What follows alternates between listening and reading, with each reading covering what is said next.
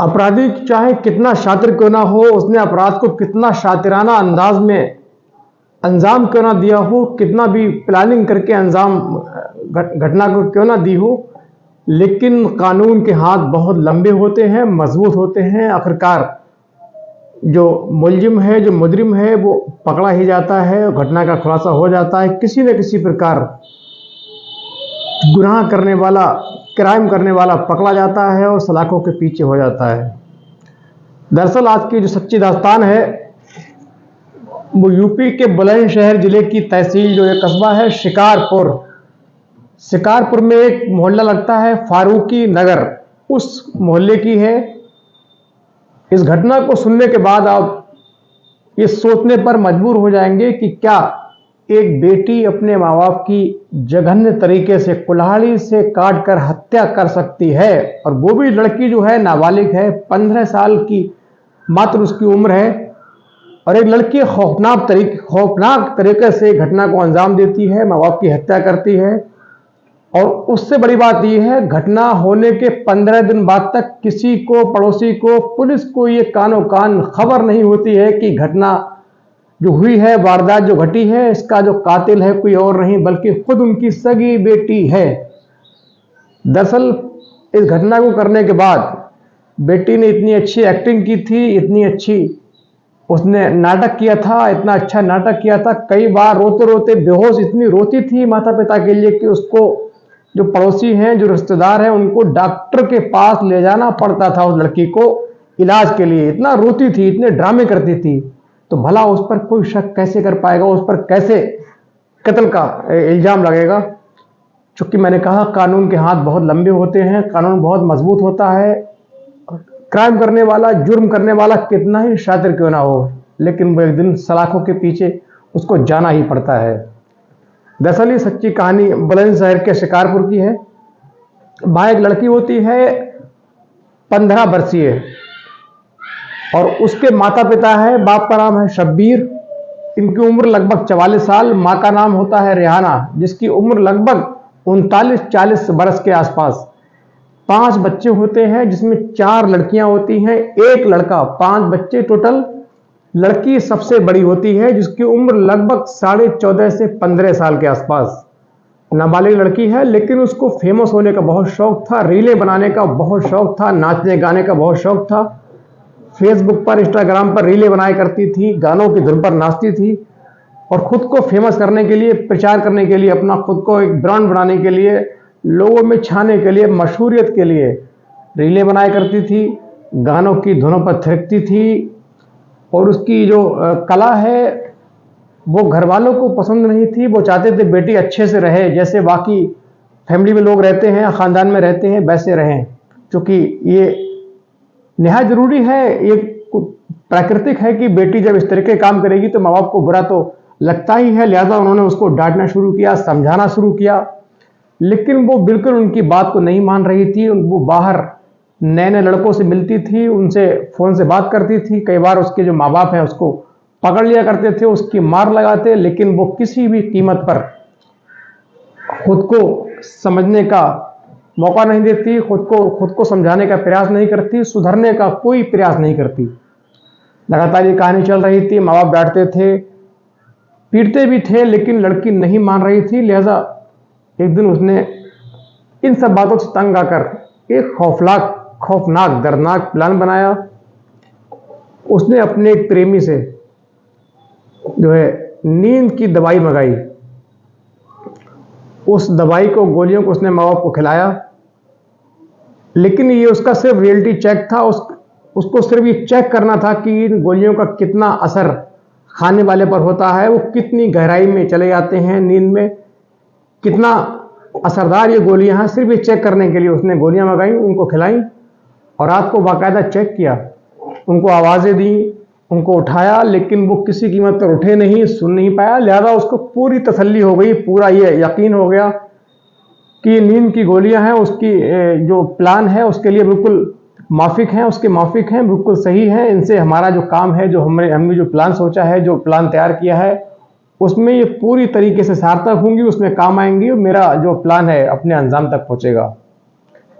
लिहाजा धीरे धीरे उसने वक्त गुजर रहा था, दिन कट रहे थे। उसने और एक लड़के से दोस्ती की। दोस्ती करके उस लड़के से उसने नींद की 20 गोलियां मंगाई और उसको ये भरोसा दिया कि हम लोग रात को मिलेंगे, और मिलने के बहाने ही उस लड़के ने गोलियां इसको ला करके दी। उस लड़के को बिल्कुल अंदाजा नहीं था कि ये जो गोलियां हैं ये किस लिए मंगाई जा रही हैं। उसको ये लालच थी कि हमें इससे मिलने का मौका मिलेगा, इसलिए उसने तत्काल वो 20 गोलियों का पैकेट उसको ला के किसी तरह पहुंचा दिया। और जब रात हुई, शाम हुई, तो उसने सबसे पहले दूध में, फिर खाने में, फिर चाय में 3 बार उन गोलियों को डाला। शक की कोई गुंजाइश, कोई रिस्क लेना नहीं चाह रही थी, लिहाजा उसने बड़ी मात्रा में नींद की गोलियों को मिला दिया और पूरा दूध, चाय, खाना अपने माता पिता को दे दिया। सबने खाया, लेकिन इसने ना चाय पी ना दूध पिया। खाना भी बहुत हल्का सा, किसी इस तरीके से खाया कि लोगों को पता ना लगे कि इसने खाना नहीं खाया, और खाना भी उसने खाया नहीं। लिहाजा एक तय प्लान के मुताबिक उसने नींद की गोलियों को मिला कर डाल दिया। फिर रात को जैसे ही 11, 12, 1 बजते हैं तो परिजन जो है वो गहरी नींद में सो जाते हैं, बिल्कुल बेहोश हो जाते हैं, बेहोशी की हालत। चूंकि दवाइयों की, जो नींद की गोलियों की मात्रा बहुत ज़्यादा थी, उनको बिल्कुल होशो हवास नहीं रहता है कि हम कहाँ हैं। चूंकि इनका जो सोने का सिस्टम था उसमें बच्चे जो थे मकान के कमरे के अंदर सोते थे, बाहर से परिजन ताला लगाते थे और अपने आप बाहर सोते थे चारपाई डालकर, मकान के गेट के बाहर। जो उनका आंगन है, आंगन टाइप में उनका जो आंगन है, वहाँ सोते थे। पास में उनकी 2-3 जो भैंसें थी, जानवर थे, मवेशी, वो रहते थे। उनके लिए सानी वगैरह होती थी, उनसे दूध निकलता था। और ये जो शब्बीर थे ये फेरी वगैरह करते थे। अब रात को बाहर सोते थे, मकान के बाहर, खुद गेट पे ताला मारने के बाद, चूंकि रात में कोई चोर ना अंदर घुस जाए, इस वजह से, इससे बचने के लिए, चोरी से बचने के लिए मकान के बाहर से ताला मार के 5 बच्चे अंदर, खुद उस कमरे के बाहर आंगन में 2 चारपाइयां थी, उस पर दोनों मियाँ बीवी लेटते थे। उस रात भी दोनों ने मकान में ताला मारा। अंदर बड़ी लड़की जो गुनाहगार थी वो 4, एक भाई 3 बहनें, और टोटल 5 लोग अंदर लेटे। बाकी माँ बाप बाहर लेटने आ गए। रात काफ़ी समय हो गया, रात काफ़ी हो गई, जब कोई सुनसान हरकत पूरी गली में बाहर खत्म हो गई। मोहल्ले में बिल्कुल सुनसान सा मौसम हो गया, सुनसान का आलम हो गया। कोई हरकत नहीं हो रही थी, कोई मूवमेंट, कोई आवाज़ नहीं हो रही थी। पूरा मोहल्ला गहरी नींद में था। और ये इसके भाई बहन और माँ बाप, ये तो नींद की गोलियां खाए हुए थे, तो लिहाजा ये पहले से ही बहुत गहरी नींद में सो रहे थे। इनको बिल्कुल अंदाजा नहीं था। अभी चुपके से उस मकान के ऊपर जाकर के पास की दीवार के सहारे पूरा रिस्क लेकर, चूंकि उस दीवार के पास, इसके मकान के पास एक छोटी एक दीवार इस तरीके की थी कि इसके मकान से उतरने के बाद लटक कर उस दीवार पर आ सकते थे, और उससे लटक कर दूसरी बार में, दो बार में नीचे जमीन तक आने का पूरा साधन था। तो उसने उसका इस्तेमाल किया। फिर चुपचाप पास का एक खाली घर पड़ा हुआ था, जहां भूसा वगैरह, उमन कबाड़ घर का होता है, जो बाकी फालतू आइटम अटरम सटरम होता है उसको रखते हैं, वहां जाती है और वहां से छोटी कुल्हाड़ी, बहुत शार्प, जिसमें बड़ी शान होती है, धार होती है, उसको लेकर के आती है। और पहले चुपचाप अपनी माँ को, बाप को पूरा हिलाती है, चेक करती है, ये अंदाज़ा लगाती है कि ये कहीं जिंदा तो नहीं। लेकिन चूंकि गोली खा चुके थे तो बहुत गहरी नींद में थे, उनको बिल्कुल होश नहीं था। उनके साथ कोई घटना हो जाए उनको उसका बिल्कुल अंदाज़ा नहीं, उनको होश नहीं, गोली खाए हुए थे, नशे में थे। लिहाजा सबसे पहले माँ के चेहरे पर, सिर पर कुल्हाड़ी की उल्टी तरफ से पूरी ताकत से वार करती है।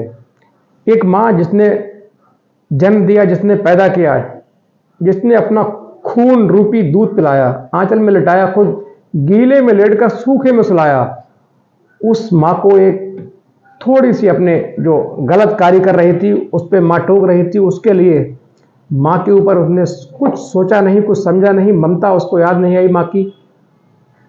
उसने सीधे उस कुल्हाड़ी से वार किया, सिर पे लगातार वार किए। चूंकि माँ गहरी नींद में थी, वो बेहोश थी, बाप भी होश में नहीं थे, नशा पूरा इसने खिला रखा था, तो माँ की निर्मम हत्या करती है, बार पे बार, चोट पे चोट। धीरे धीरे माँ जो है उसकी बिल्कुल मौत हो जाती है। फिर माँ की नब्ज चेक करती है, उसकी नब्ज बिल्कुल बंद हो जाती है, खत्म हो जाती है। फिर बाप के सिर पे उसी प्रकार से पूरा प्रहार करती है, पूरी ताकत से चोट करती है। लोहे की कुल्हाड़ी है, उसको उल्टे ओर से मारती है। फिर सिर में एक के बाद गंभीर चोटों के बाद लगातार एक के बाद एक गंभीर चोटों के बाद उसके पिता की मौत हो जाती है। फिर दोनों की नब्ज, फिर पिता की नब्ज चेक करती है, उसकी नब्ज बंद हो जाती है। दोनों धीरे धीरे ठंडे हो चुके थे, दोनों की मौत हो जाती है। खून की धार निकल रही थी, पूरी चारपाइयाँ नीचे मिट्टी खून से रंगी हुई थी। चूंकि दोनों गहरे नशे में थे तो उठने का या तड़पने का इस तरीके से मतलब नहीं जो एक आम इंसान, होश वाला इंसान कर सके। बिल्कुल बेहोशी हालत में थे। उसके बाद सीधे उस कुल्हाड़ी को पास के कचड़े में छुपाती है और सीधे उसी दीवार के जरिए, जिस दीवार से उतरी थी, चूंकि इसका जो मकान था वो ऊपर बाहर से बंद था, ताला लगा हुआ था, धीरे से उड़ती है, उसी दीवार के सहारे ऊपर जाती है। ऊपर जाकर के जीने के सहारे अपने कमरे में, जहां बाकी इसके एक भाई और 3 बहनें सो रहे थे, वहां जाती है। जाकर चुपचाप कपड़े बदलकर लेट जाती है, सो जाती है। और सुबह, चूंकि सुबह तक वो सोती नहीं है, जागती रहती है, तो सुबह होते ही, जैसे ही सुबह की फजर की अजान होती है 5 बजे के आसपास, तो फौरन सबसे ऊपर छत पे आती है और पिताजी को जोर जोर से आवाजें, एक प्लान के मुताबिक, सोची समझी रणनीति के तहत आवाज लगाती है। लेकिन चूंकि वो मर चुके थे, कहां से आवाजें आती हैं, लेकिन वो ऐसा लोगों को सुनाने के लिए कर रही थी। फिर चूंकि पास में उसके चाचा भी रहते हैं, उधर खबर ना करके सीधे उनके जो पड़ोसी हैं, पड़ोस का मकान होता है, सटा हुआ एक दीवार में उनका मकान होता है, उससे कहते हैं, देखिए मेरे माता पिता जो हैं उठ नहीं रहे हैं, मेरे अम्मी अब्बू उठ नहीं रहे हैं, मुझे भैंसों को पानी पिलाना है, सानी करनी है, काम है, सुबह होने वाली है, इनको उठा दीजिए।